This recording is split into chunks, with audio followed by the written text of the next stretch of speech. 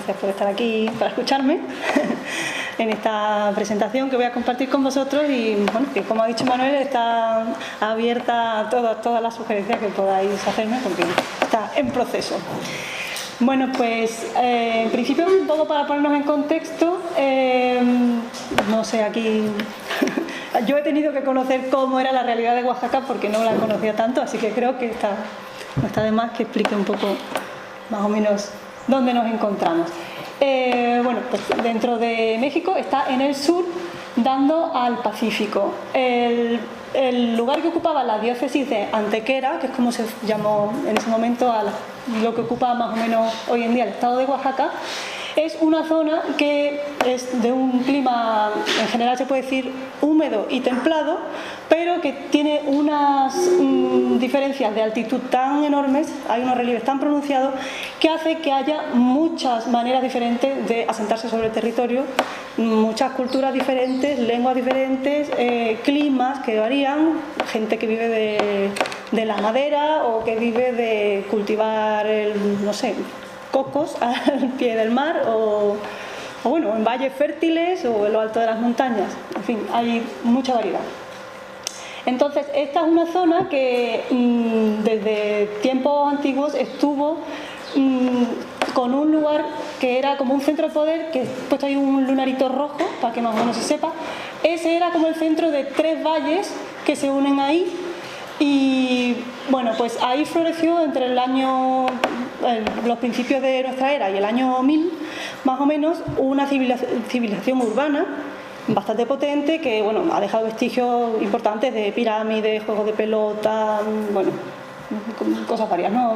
Casas de nobles, hornos de cerámica, y extendió toda su influencia en las culturas de alrededor, porque se sabe por los tipos de cerámica y eso. Tuvo su época más preponderante, así, su periodo clásico en torno al año 400, pero luego ya fue decayendo y, como digo, en torno al año 1000, pues esa civilización ya fue más o menos desvaneciéndose. No se sabe exactamente por qué, parece ser que fueron cuestiones ecológicas, pero ahí creo que no hay todavía un consenso, que quizás es porque había tanta población que sobreexplotaron el territorio y ya no dio para más, o se encadenaron varias cosechas malas seguidas o epidemias, no se sabe. Bueno, el caso es que cuando llegan así de este periodo de conquista, ¿no?, que se desata cuando llegan los españoles y vienen ahí conquistando de poquito a poco, lo que encuentran en estos valles es que, aunque habían estado bajo el dominio zapoteco, que es uno de los pueblos de aquí, en ese momento estaban en conflicto con los mixtecos, que ya ocupaban también una parte del valle. Entonces, de hecho, llegan y hay conflicto ya de por sí antes de que le metan nada más nuevo. Para el periodo que que estoy estudiando, que es la segunda mitad del 16, ya había un poco más de tranquilidad, podemos decir, ya se había más o menos establecido la ciudad de Oaxaca. No se podía considerar en los años previos que pudiera tener continuidad la ciudad, ¿no? Había como duda de que el asentamiento pudiera ser definitivo, pero ya como para el año 50 se considera ya que empieza a estar estable y pues también se empieza a desarrollar más un poco la estructura de todo, ¿no? Social, administrativa, todo. Y eso no significa que ya todo el territorio que está alrededor, que corresponde a la diócesis de Antequera, estuviera ya conquistado espiritualmente y económicamente a través de los tributos y todo, ¿no? Sino que realmente todavía había mucho por hacer. En los años 60 todavía hubo algunas rebeliones en la zona de los zapotecas. Luego, por ejemplo, el obispo Fray Bernardo de Alburquerque, que era el que estaba en esa época, se quejaba en algunas cartas de que había pocos religiosos como para poder afrontar la tarea de evangelizar un terreno tan amplio, y siempre se queja de lo áspero de los caminos, ¿no? Que realmente es muy difícil llegar hasta los sitios, necesitan muchos días de camino y bueno, pues hace falta más gente, ¿no? para poder evangelizar. Bueno, pues en eso estamos. Aquí podríamos decir que estamos como en el final, en la esquinita de lo que era la Nueva España y lo que dependía del virreinato de la Nueva España y de la Audiencia de México, porque ahí donde está la línea podéis ver que pone Nueva España, no sé si se ve bien, ya lo siguiente es Chiapas y Guatemala, que todo eso dependía de otra audiencia, que era la Audiencia de los Confines, y estaba, bueno, pues esa dependía directamente de España, no tenía su propio virreinato. Por esta zona, además, pasaba un camino, una ruta comercial desde época prehispánica, por lo que, aunque a ojo a lo mejor de la administración podemos considerar que estaba así como en un rincón, en realidad era un lugar de paso que sí tenía frecuencia, estaba en medio del mundo, digamos. Bueno, para hacernos un poco la idea de la diversidad, presento aquí un mapa de la actualidad de los 17 idiomas que todavía se hablan. Estas 17 lenguas, además del español, o sea que habría que añadir uno más, tienen a su vez subdivisiones, o sea que no estamos hablando aquí como de variantes entre el mallorquín y el catalán, sino realmente de diferencias gruesas, y que, por ejemplo, entre algunas de las variantes del mixteco les cuesta trabajo entenderse, o sea que es realmente muy pronunciada la variedad. Y esto es hoy en día. ¿Cuánto más sería hace 500 años? Bueno, acerca del título de esta presentación, pues relacionado con los objetivos que tengo en la investigación, así los que me he planteado más o menos, es, en primer lugar, ¿por qué quiero estudiar el oficio de músico, ¿no? Bueno, pues considero que la música, siendo un lenguaje abstracto, tiene la capacidad de adoptar diferentes significados.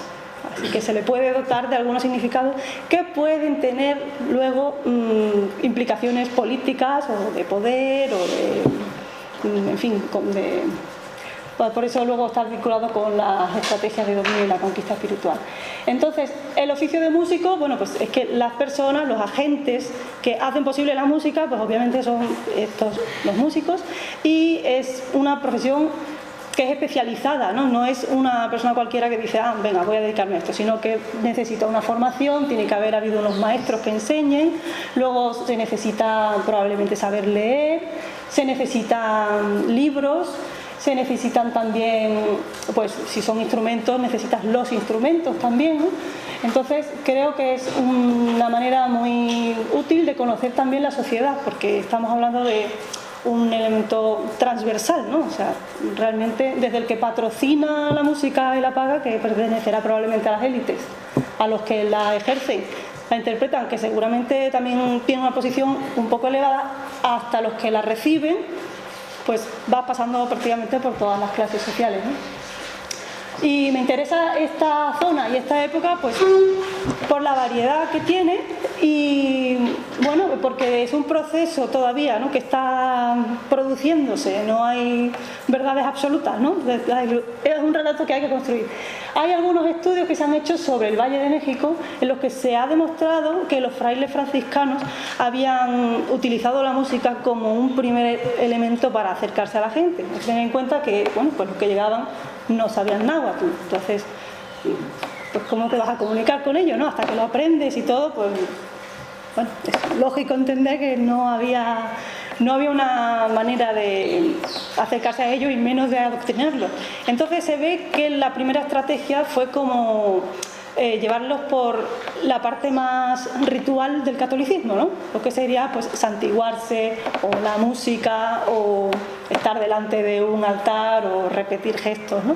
Ese tipo de cosas. Bueno, a ver, este es el libro del que, bueno, el estudio del que estoy hablando, que es de Lourdes Turrell, se llama La conquista musical de México.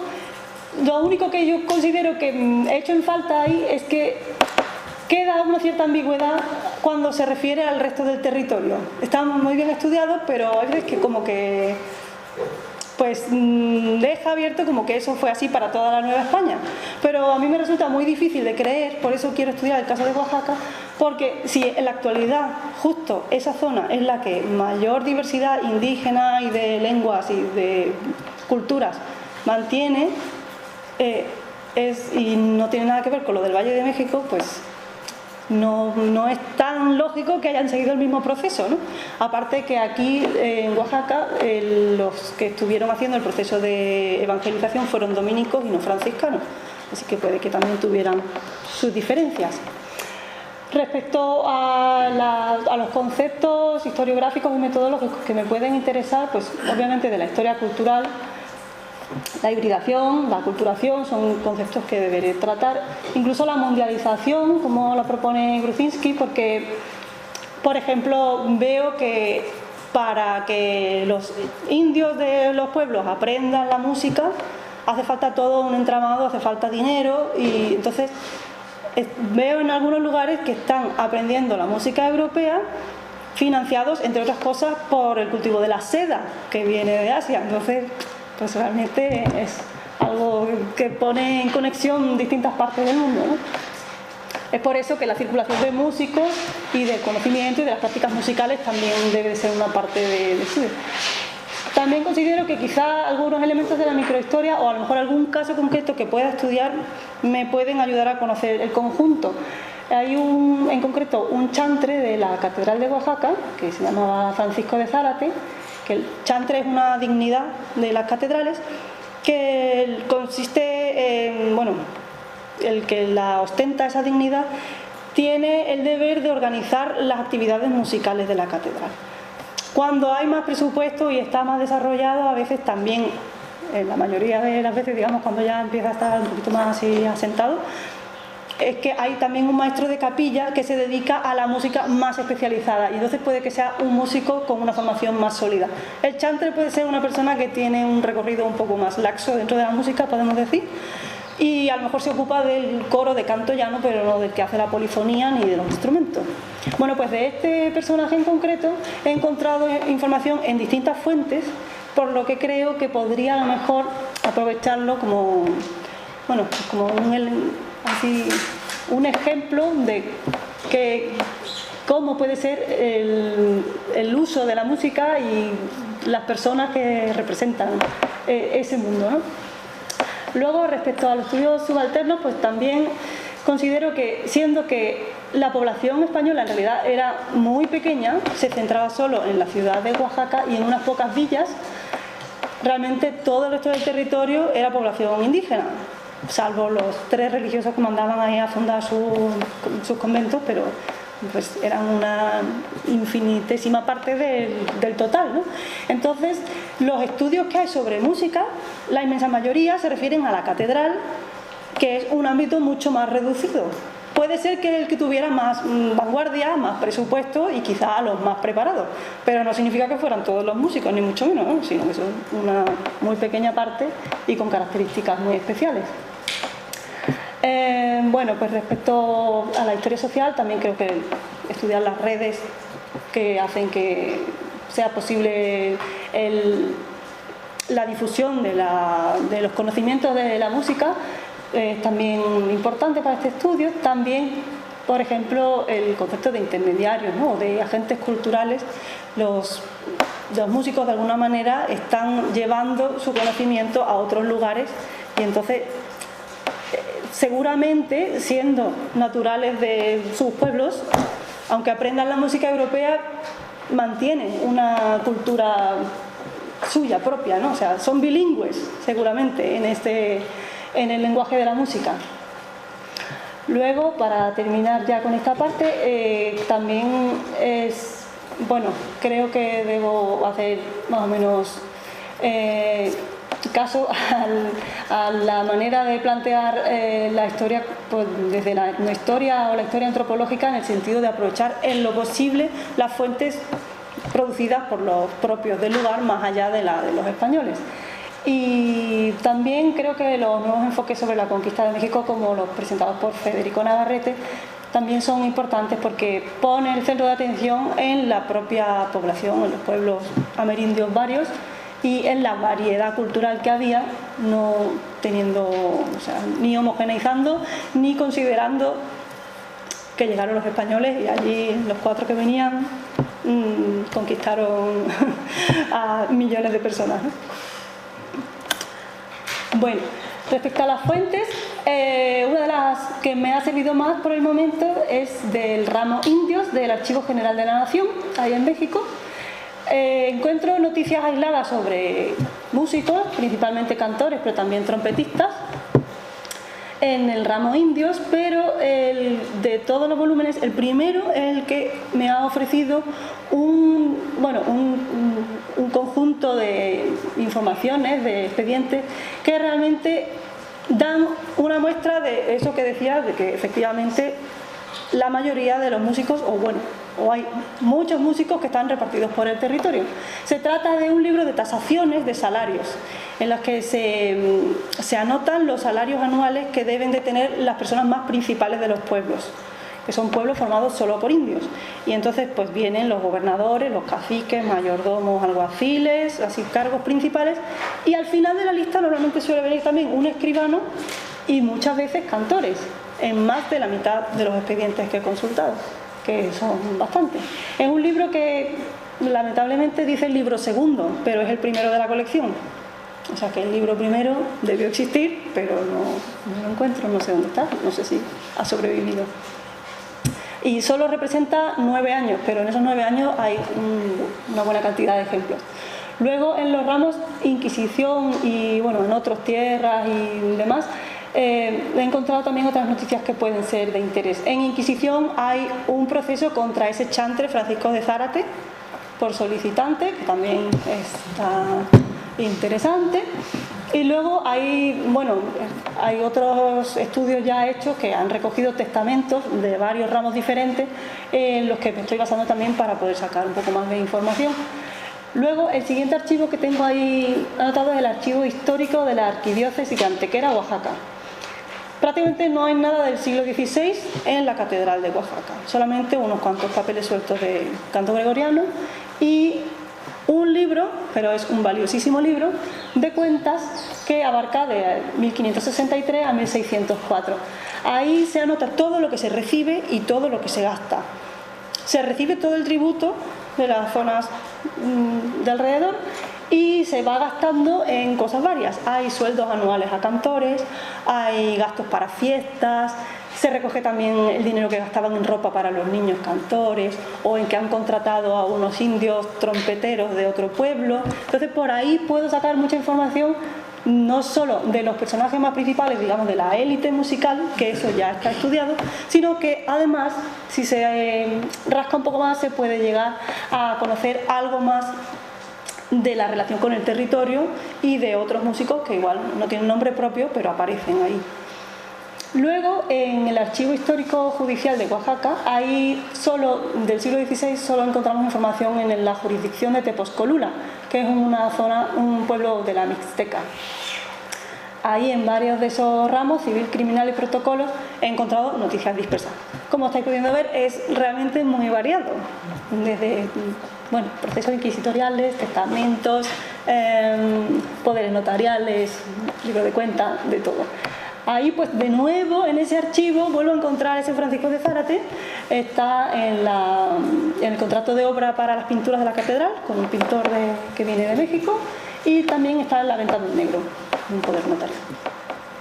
¿Qué más? Bueno, aquí en el Archivo General de India hay informaciones de oficio y parte, que son las que me están sirviendo mucho también para conocer sobre todo las redes, porque ahí cuando un religioso quería obtener un beneficio eclesiástico, pues pedía que se hicieran informaciones sobre su persona, sobre su calidad, a ver si merecía que le concedieran esa merced. Entonces, en esa lista de preguntas, pues dice, no es verdad, que digan si saben que fue hijo de conquistadores, o que digan si saben si fue niño cantor en la catedral y que estuvo luego en no sé qué pueblo cantando. Y bueno, pues por ahí se puede saber mucho, y aparte los testigos dan también el vínculo que tienen. Dicen, sí, yo lo conozco porque yo también era cura en ese pueblo, ¿no? O porque yo también fui niño que aprendí en la catedral, ¿no? Niño cantor. Entonces, bueno, eso me sirve mucho para ir hilando un poco las relaciones entre uno y otro. Y pasando ya un poco a las fuentes de origen, de los naturales, como así lo llaman, están los códices que, de la zona de Oaxaca, no es que sean muchísimos, pero hay algunos que son muy valiosos. Entre ellos, uno de los más interesantes es el códice que llaman Sierra Tejupan, que es un libro de cuentas de un pueblo cualquiera que hoy en día ni siquiera existe uno al lado que se llama casi igual, pero ese ya se despobló. Y bueno, pues recoge las cuentas durante unos cuantos años, tampoco son muchos, creo que 14 años o así. Bueno, luego lo vamos a ver con más detalle. Y ahí pues también se ven gastos en varias cosas, para fiestas, para músicos, para compra de instrumentos, para compra de papel para hacer libros. Bueno, aparece otra vez el famoso personaje que digo que aparece varias veces. Y bueno, está escrito en mixteco y náhuatl, mezclado. Y tiene todavía sus glifos y sus símbolos prehispánicos, pero tiene también letras latinas. Y bueno, es una mezcla así muy interesante. Luego el códice Ñahuitlán también ofrece información interesante, y el de Analco es un lienzo que es un trozo de tela bastante grande, de varios metros, y aunque no hay palabras escritas, sí describe todo un proceso de batallas, así de campañas militares en la zona de Villa Alta, que es una de las, donde están los zapotecas. Lo veremos un poquito más adelante. Luego, otra fuente interesante que encuentro son los vocabularios en lengua zapoteca y en lengua mixteca. Estos dos están elaborados por frailes y tienen la particularidad de que son, claro, hechos desde la cabeza de un fraile, pues está hecho en español, cada entrada está escrita en español, y luego el idioma concreto, el zapoteco o el mixteco. Y entonces hay veces que hay cosas que te están explicando porque con una palabra en español no podrían definir, ¿no? Aunque equivale luego a una palabrita chica, ¿no? Por ejemplo, ahora estoy revisando el de zapoteco y a lo mejor dice, que luego lo veremos, dice tambor que usan para bailar, pero no hay un equivalente de tambor que usan para bailar en español. Entonces pues que lo ponen así todo seguido, y gracias a entradas como esa se pueden ir descubriendo prácticas que siguen vigentes, porque si no, no haría falta escribirlas. Y también puedo ver que hay, por ejemplo, instrumentos que se usan, aunque no los he encontrado en ningún sitio nombrado más que ahí, pero si no, no habría necesitado traducción, ¿no? Por ejemplo, los instrumentos de cuerda no los he encontrado en ningún otro sitio que no sean estos vocabularios, pero existen. Y dice, por ejemplo, afinar cuerda de vihuela, o vihuela, o en fin, que están recogidos claramente. Por último, las relaciones geográficas son este tipo de documentación que se me mandaron a hacer, en mi caso las que mandara Felipe II son las más o menos las que me conciernen, y pues era una especie de test que se hacía para que fueran en cada zona explicando qué es lo que había, ¿no? Si había varios asentamientos, qué clima tenían, qué se cultivaba, si había convento con religiosos o no, de quién dependían, así que me puede servir para cruzar datos también con lo que saqué de la GN del ramo indios. ¿Qué es lo que encuentro en las fuentes? Pues lo primero, que es lo más frustrante para querer estudiar música, es que no hay prácticamente partituras, y las que hay pues realmente no son representativas de lo que se está haciendo. Este es un clima maravilloso en el que se ubica esta zona, pero vivimos nosotros muy bien, los bichos también y los hongos también, entonces los documentos tienen serios problemas para llegar hasta hoy en día. Hablaré un poco más detalladamente de las partituras a continuación. Luego también veo que la información, pues eso, es muy diversa, y entonces tengo que estar pues un poco como aquí pasaba la compañera, que hay que ir a buscarla a sitios muy diferentes, y normalmente se aparece de forma tangencial, ¿no? No hay documentos propiamente musicales que te estén explicando qué hacían o dónde aprendían, cómo se relacionaban unos con otros. Eso no lo hay, pero así de poquito a poco pues se van encontrando. Otro de los límites es que la mayoría de las fuentes están recogiendo las prácticas de la música religiosa y de la música española, de los hombres, y que están en las ciudades. O sea, tiene muchos apellidos puestos, que significa que difícilmente es representativo de todo lo que se está haciendo, ¿no? Gracias a las otras fuentes, quizás, por ejemplo, la de la catedral sí recoge casi todo eso, pero la del códice Sierra Tejupán, pues ya por lo menos habla de una zona rural y de una fuente hecha por los propios pueblos, no es de los españoles. Y y el caso de las fuentes que están en lengua indígena, pues obviamente no las conozco, aparte de que son muchas, y pues tienen también esa... Se puede considerar límite o un defecto o una virtud el caso de los vocabularios que están hechos por los frailes y se nota mucho que están hechos por ellos. Igual, por esa misma razón, es medio fácil adivinar qué es lo que pasa por sus cabezas y qué es lo que le llama la atención de lo que ven allí, de lo que están conociendo como nuevo, ¿no? Bueno, seguimos. Respecto a las partituras, que como digo son pocas, lo único que hay son, así como por ejemplo este libro, de canto gregoriano. ¿Se hacía el canto gregoriano en la época? Por supuesto. Llegaron esos libros a varios pueblos, también a la catedral, porque era una práctica común que se usaba a diario para los ritos católicos, ¿no? ¿Qué pasa? Que este tipo de música en realidad es de origen medieval y no supone una vanguardia ni tampoco representa a lo que se podía estar interpretando por ejemplo, en momentos más solemnes. Esto es, digamos, para ¿cómo sale el nombre ahora? Los oficios divinos, ¿no? Así, para las cosas más de diario. Pero, por ejemplo, para el domingo, para la misa, era más probable que se estuviera haciendo música polifónica. Y con instrumentos, probablemente. De eso no hay nada, solo hay esto. Entonces, la música realmente contemporánea de ese momento habría sido la música polifónica. No hay nada de eso en Oaxaca.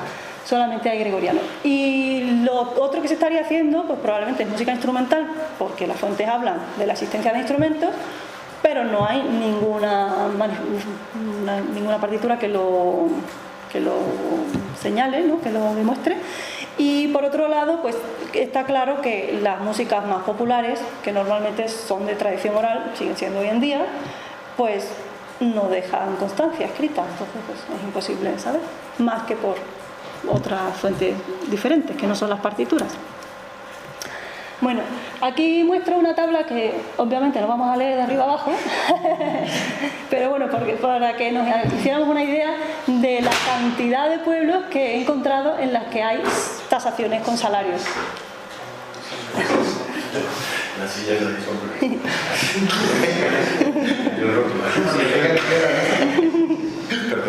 Sí. Bueno, entonces esto está sacado del primer volumen del Ramo Indios, como estaba contando antes, y yo he sacado todas las tasaciones de todos los pueblos de la Nueva España. Aquí he hecho un extracto y solo están los de Oaxaca, pero ya son numerosos, como se puede ver. A ver, he señalado en un mapa todos los pueblos en los que aparecen cantores. Los que no tienen cantores los he puesto en amarillo y luego hay otros que también aparecen pero tienen una ubicación dudosa y van en verde. Esto para ver más o menos que están más bien centrados en torno al Valle de Oaxaca, que ahí se amontonan unos cuantos señales de eso, unos cuantos signos, y luego hacia la Mixteca también, que es la zona que está un poco más al oeste, y un poquito en el noreste también, que es la zona de los zapotecas, hay unos cuantos pueblos señalados, ¿no? A ver, aquí pongo un ejemplo, por ejemplo, dice, esta será la tasación de la sobra de tributos, que dice, se dé a cada uno de los susodichos en cada un año la tasación siguiente. Primeramente a 2 alcaldes, a cada uno de ellos 15 pesos, bla, bla, bla. Bueno, dice luego a 4 regidores, a un mayordomo, a un escribano, a un alguacil de la doctrina que tiene a cargo de recoger a los naturales que vayan a misa y doctrina, 4 pesos. Y luego dice a 8 cantores de la iglesia, 2 pesos a cada uno. Estas tasaciones, que están así como, digamos, en grupo, ¿no? Aparecen todos estos, recogen generalmente, bueno, a la gente más importante, ¿no? No es una cosa así como Manolo Pérez, o sea, aparece pues el regidor, el mayordomo, los más principales de cada pueblo. Siempre tiene aquí abajo una advertencia, dice, no deben de tener ningún otro salario ni les corresponde personal de servicio ninguno. Y si lo llegaran a hacer, pues tienen destierro de sus pueblos y deben de pagar multiplicado por 4 el salario que tenían. Aquí más o menos he sacado los que suelen aparecer en las tasaciones. Los caciques siempre aparecen en tasaciones independientes y eso no los he tenido en cuenta, sino que he tenido en cuenta las tasaciones que hacen a grupos, donde suele estar gobernador, alcalde, regidor, mayor. No están siempre toda la lista, sino más o menos una selección. Los del principio casi siempre están, los del final pueden estar o pueden no estar. Digamos, los cantores y los escribanos siempre están más o menos a la misma altura. Y después de ellos aparecen otras veces, por ejemplo, relojeros, eso aparecen unas cuantas veces, hortelano, cocinero, portero, referido a los monasterios, también aparece de vez en cuando. También he encontrado algunas menciones a trompeteros, ministriles, maestros de capilla y maestros de cantores. De estos últimos, una o dos solamente en ese periodo de tiempo. Para poner un poco en contexto, bueno, pues como no podía poner la tabla entera de toda la Nueva España porque no cabe, he sacado aquí un resumen. Y bueno, pues porque se vea más o menos, vamos a mirar la última línea de la tabla. El número de tasaciones que se hace en Oaxaca en esta época, en estos 9 años, son 43, de las cuales en 25 aparecen cantores. Y sumando todos los que aparecen, 8 en un pueblo, 10 en otro, lo que sea, salen más de 245 cantores en este caso, porque no hay otro. Digo más porque en algunos casos solamente han nombrado cantores, sin decir exactamente el número.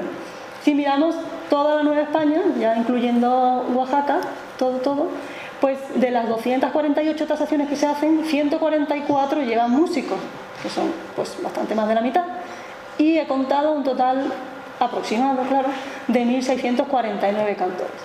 Sale más o menos como a 11 músicos y medio por pueblo. Claro, son datos que obviamente no son absolutos, pero dan una muestra de que no son pocos, ¿no? No es una cosa anecdótica, sino que realmente son abundantes y es una práctica muy común pagar un salario a los cantores en los pueblos. Bueno, pues aquí tengo un ejemplo de uno de estos códices, este que decía desde Sierra Tejupan, desde el año 50 hasta el 64. Arriba tiene puesto el número del año en caracteres, bueno, números arábigos, ¿no?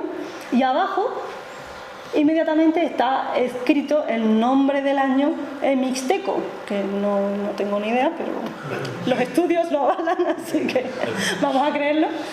Entonces, bueno, más o menos así va todo el códice, ¿no? Son páginas, varias páginas en las que se va detallando. A un lado se pone qué es lo que se ha comprado o en qué se ha gastado, luego se describe en caracteres latinos, aunque el idioma está entre mixteco y náhuatl, y luego viene en números arábigos otra vez la cantidad de pesos. Por ejemplo, aquí arriba dice que se han comprado 8 trompetas, creo que es este el caso, y sí, ahí ponen 8 arribita. Y esas banderitas que hay encima de los círculos, que son monedas, es el símbolo de Pantli, que significa 20, o sea que habría que multiplicar esos 6 simbolitos por 20 y dar los 120 pesos que ponen ahí al lado. Este códice es súper interesante, aparecen varias compras de instrumentos, aparecen muchos gastos de fiesta, de las comidas que se le daban a los que venían a visitar. Por ejemplo, viene el obispo a visitar el pueblo, pues se ponen allí gambas de verdad. Sí, no me estoy inventando. Gambas, bueno, las gallinas de Castilla, ¿no? Bueno, cosas varias. Y bueno, de lo que se gasta en tela, lo que se gasta en papel para libros, ¿no? Eso que he ido diciendo. Aquí pues tenemos otro ejemplo. Aquí están hablando de un sacabuche, que es como el trombón de vara actual, la versión antigua. Luego este es el lienzo de Analco. No se ve nada, pero más o menos para que os hagáis una idea, representan las líneas un poco más oscuras, son ríos, y las líneas que tienen así como unos puntitos son los caminos, que en realidad esos son como huellitas de pies. Ahora vamos a ver un poquito más en detalle y se verá. Y luego hay representado en distintas direcciones, por eso para nuestra concepción es muy difícil de entender que la montaña una está boca arriba y otra está boca abajo, pero así está todo, cada uno en una dirección, y representa pues eso, unas campañas militares en la zona de Analco. Aquí tenemos un poco más de detalle. Estos son unos indios nahuas con los españoles, se sabe que son españoles porque son los que van ahí a caballo, y están entrando en Villa Alta. Llevan por delante estos indios nahuas, se sabe que son nahuas porque llevan una especie de zapatitos, el tipo del pelito como está pintado, se sabe que no son los propios de la zona, sino que vienen de otra zona, y traen sus trompetas, que ya, bueno, ya se han hibridado, ¿no? De alguna manera, están trayendo un instrumento que no era de su cultura prehispánica. Bueno, ahí se ven las huellitas de los pies, ¿no? Para que vean los caminitos. Bueno, estos son los dos vocabularios de los que hablaba, de Fray Juan de Córdoba, el vocabulario en lengua zapoteca, del 78, y de Francisco de Alvarado, vocabulario en lengua mixteca, de 1593. El de Alvarado lo he consultado un poco, pero todavía me falta mucho por leer. El de Juan de Córdoba voy por la F. Y es un poco tedioso, pero la verdad que me río mucho también porque hay unas descripciones que son muy elocuentes, ¿no? O, por ejemplo, hay veces que dice cosas, no hay. Erizo de castaña, no hay. Pero te lo pone. Bueno, aquí tenemos un ejemplo. La A ante la T, pues atabal o atambor, se dice cheni, no sé. Atabal o instrumento de palo hueco con que tañen los indios en sus bailes, teponaztli o nicache. Luego tiene atabalero que los hace, todo su nombre, atabalero que los tañe, con todo su nombre, y luego añade si es con las manos o con palotes. O sea que está expresando además las técnicas, ¿no? No solo que existe, sino que se usa en los bailes y que se puede interpretar o con las manos o con baquetas, ¿no? Con palos. Bueno, yo tengo un poco la impresión viendo estos documentos que es como que reflejan un poco la manera que querrían que los españoles, que se instaurara allí todo lo que ellos traían, ¿no? De pues, su religiosidad, su moral, sus costumbres. Y bueno, pues pongo ahí el ejemplo de... Este es un medallón que está aquí en la Catedral de Sevilla, en el Facistol, que es de 1565, así que es más o menos más coetáneo. Y representa a los cantores, ¿no? Hay niños y hay adultos, como era habitual, y están ahí en la zona del coro, en la catedral, cantando delante de un libro. Y aquí pues tenemos a la derecha el Códice Sierra, que representa a los servidores de la iglesia mirando para el mismo lado con sus mismas ropas aproximadamente, pero obviamente la imagen, si lo pusiéramos en un espejo, pues el espejo tiene de por sí unas características tan propias que la imagen que devuelve pues no puede ser la misma, ¿no? Obviamente se transforma. Respecto a la música instrumental, como digo, no hay muchos vestigios, pero sí que se sabe que hay trompetistas, que hay flautistas, que hay organistas, y debo decir que, por ejemplo, los que aparecen en la catedral, todos son indios, trompetistas indios, flautistas indios, y de los organistas la mayoría, no todos, pero la mayoría. He vuelto a poner aquí otro de los lados del Facistol de la Catedral de Sevilla, pues me parecía pues interesante, ¿no? A ver, también hay el paralelismo. También vemos aquí, seguimos arriba teniendo el Códice Sierra Tejupan, donde se recoge la compra de un teponaztli. Este instrumento es de palo hueco, como ya dijo antes ahí en el vocabulario Fray Juan de Córdoba, y bueno, abajo hay una foto para que se vea más o menos bueno, los que se han conservado en la actualidad como son. Se trata de un tronco que está escarbado y que luego arriba tiene dos lengüetas, una más larga que otra, de manera que hace dos sonidos diferentes, ¿no? Y le puedes dar también a los lados y saca su sonido diferente, está curioso. Y luego la otra imagen es del Códice Florentino, que bueno, es de otra zona, pero también se usa el mismo instrumento, entonces me parecía interesante mostrarla también. Pues estoy observando también que no solo la música es parte del sonido que se entremezcla en este cambio cultural que se va produciendo en esta época en la zona, sino que también el sonido de las campanas, no siendo propiamente musical, también tiene un lenguaje y también tiene una importancia en lo que percibe la gente, ¿no? Es un sonido que nunca antes había habido y que además es muy penetrante, ¿no? Ya lo sabemos, las campanas. Y de hecho, pues aquí pongo algunas imágenes de cómo representan las iglesias y la campana tiene un lugar así como enorme, ¿no? O sea que realmente está siendo muy importante. Los que están así de un color más amarillo a la derecha son del Códice Yanguitlán y el otro es un mapa de Tlaxiaco. Aquí tenemos del mismo Códice Sierra de antes el contrato para comprar el metal para hacer una campana con un tal Simón de Buenaventura, luego lo que se le pagó por la obra, y más abajo ese palito oscuro es el badajo de la campana, que también se compró aparte. Se dejaron un buen dinero a jugar por el número de pantelis que tenéis. He encontrado algunos errores en una publicación que hay con traducción del Códice Sierra. Sé que hay una más moderna, pero la han retirado de la circulación. No sé por qué, ahí tienen problemas con la distribución, entonces no lo he podido consultar, no sé si lo han corregido. De momento, hasta donde sé, he visto que no han identificado bien unas flautas que consideran que son parte del órgano, pero allí arriba vemos la parte gris, pues sí, son tubos de órgano, ¿no? Eso sí se podría considerar, pero el otro instrumento marrón que aparece muy probablemente se refiere a flauta modelo Ganassi, que son las que he puesto aquí una foto actual para que se vea. Y luego también otra cosa que dice que compraron, según la traducción esta del año 33, que compraron papel para forrar el órgano. Pero dice ahí canto de órgano, que es el nombre que se le daba a la polifonía en la época, que eso deriva en realidad de las prácticas polifónicas más primitivas de la Edad Media, ¿no? Se llamaba hacer organum, añadir a una voz simple, añadirle otra a la vez diferente, ¿no? Eso se llamaba organum y con el tiempo, bueno, se convirtió en la música polifónica que conocemos. Por eso se llama canto de órgano, ¿no? Es un poco derivación de esa tradición del órgano. Entonces, por la formita que tiene el dibujo, y dice además amatl, que es el papel, y dice canto de órgano, yo creo que están comprando papel para hacer un libro de canto de órgano. Como no sé traducir lo demás, no pongo la mano en el fuego, pero bueno, espero que la nueva traducción esté bien hecho, y si no, pues ya tendré que decirlo. Bueno, ¿qué me queda así por estudiar millones de cosas? Pero pues me gustaría mucho, como ya habéis visto que incido mucho en ese chantre, porque aparece tantas veces, creo que sería interesante hacer un estudio más concreto sobre él. Luego también he encontrado varias veces en distintas fuentes a unos cuantos cantores, uno que se llama Illescas, otro Alavés y otro Flores.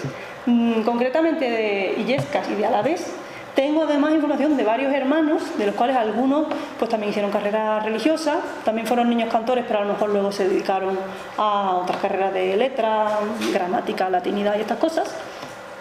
Y bueno, se ve que tenían una formación musical, pero tomaron por otro camino.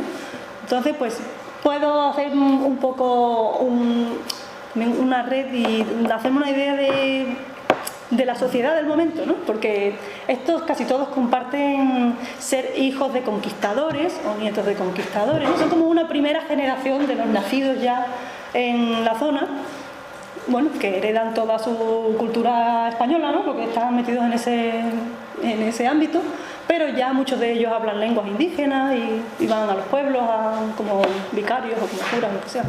Entonces, bueno, pues para ahí también me gustaría investigar un poco más. Creo que también tengo que arrastrar mejor el origen de los fondos que financian la música. Y por otro lado, bueno, antes he nombrado que cuando las campanas había un tal Simón de Buenaventura. He encontrado 3 Buenaventuras diferentes en la misma época. No sé si cada uno se ponía el nombre diferente, no lo entiendo, pero bueno, me lo voy a estudiar un poquito más. A lo mejor son familia, ¿no? Porque es la misma zona, el mismo apellido y que se dedican a hacer campanas, es un poco sospechoso. Así que creo que por ahí voy a también hacer un poco más de hincapié en el estudio. Y bueno, pues también creo que debería completar el mapa ese que he hecho con los pueblos que tienen tasaciones de cantores, porque ahora mismo solo he hecho los de Oaxaca. Es muy difícil identificar los pueblos porque están escritos de cualquier manera. O sea, un pueblo que hoy en día se llama Coixtlahuaca, está puesto Cueslavaca, y Cueslavaca, pues luego encontrarlo en el mapa es un poco más difícil, y como ese pues hay todos, ¿no? Con estos nombres Papaloticpac y nombres así muy difíciles de pronunciar y de encontrar en el mapa, pero bueno, creo que merece la pena el esfuerzo por ver un poco más la distribución, ¿no? De todo el ámbito de la Nueva España. Y por último, de las poquitas cosas que hay en Oaxaca del siglo XVI están las actas del Cabildo Municipal, que por lo que llevo leído no he encontrado nada de música, pero siendo que hay tan poco del siglo XVI, creo que merece la pena que me las lea de arriba abajo, a ver si encuentro. Bueno, pues muchas gracias.